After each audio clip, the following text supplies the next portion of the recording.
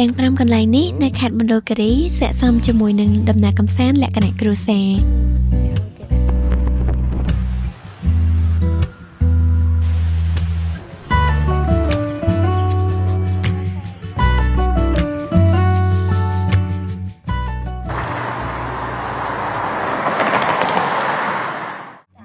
កន្លែងដំបូងហ្នឹងគឺហាងកាហ្វេពីដាដែលទេសភាពគឺស្អាតមែនទែនហើយខ្ញុំមកញ៉ាំបាយផឹកនៅនឹងរហូតឲ្យតែមកមណ្ឌលគិរីពួកឲ្យ breakfast នៅនឹងឆ្ងាញ់ទេសភាពវិញគឺស្អាតដូច AI ចាំមានអារម្មណ៍ថាស្អាតដូចទេសភាពយើងជិះឆ្ងាយពីក្រុងអញ្ចឹងណា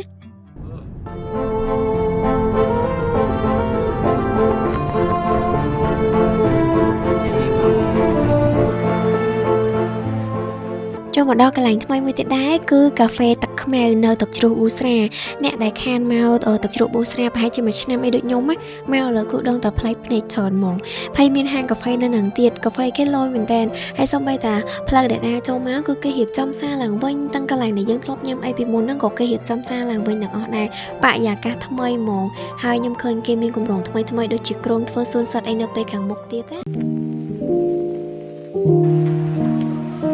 កន្លែងទី3នេះខ្ញុំនាំអ្នកទាំងអស់គ្នាទៅស្គាល់កន្លែងភីសាឆ្ងាញ់មួយកន្លែងនៅក្រុងសែនមនោរម្យហ្មងមានឈ្មោះថាមណ្ឌលគិរីភីសា Bungalow នឹងឯងយើងលើសូឈ្មោះគាត់យើងគិតថាមានតែ Bungalow ឯណាប៉ុន្តែនៅខាង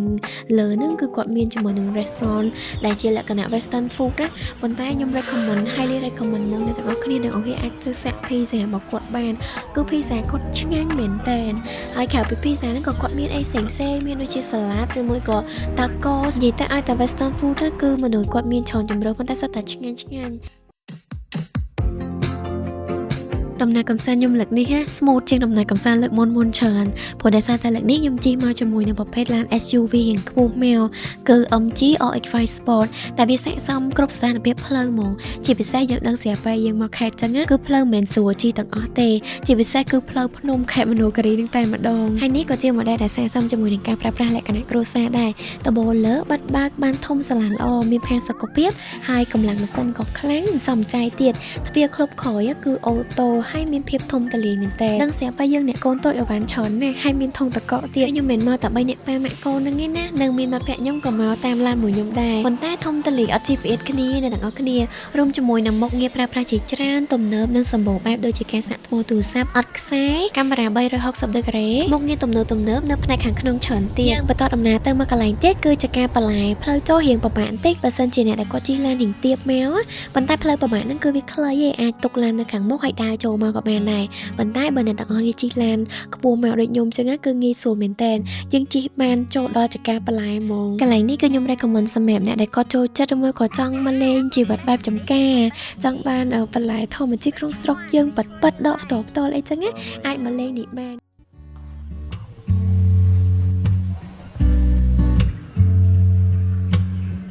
ហើយកន្លែងទី5ដែលខ្ញុំចង់ recommend សម្រាប់ការស្នាក់នៅចំពោះដំណើរកម្សាន្តលក្ខណៈគ្រួសារនៅខេត្តមណ្ឌលគិរីដែរគឺរំហើយ Maison ការស្នាក់នៅកន្លែងហ្នឹងគឺជាការស្នាក់នៅបែបលក្ខណៈ farm stay ជារបៀបផ្ទះឈើចកាផ្ទះមួយដាច់ពីគេហ្មងទៅយើងជួលមួយគឺជួលមួយផ្ទះដាច់តែយើងហ្មងតែឲ្យតែខ្ញុំទៅមណ្ឌលគិរីគឺខ្ញុំតែងតែមកគេងនឹងហ្មងព្រោះធម្មតាយើងស្កាត់ពីពេញមកដល់មណ្ឌលគិរីគឺមកដើម្បីទេសភាពឬមួយក៏អារម្មណ៍បែបហ្នឹងឯងហើយការដែលសម្រាប់គេ relax នៅផ្ទះបែបហ្នឹងមានផ្លែឈើមានសួនផ្កាវាស្មៅយោតងលេងមួយកូន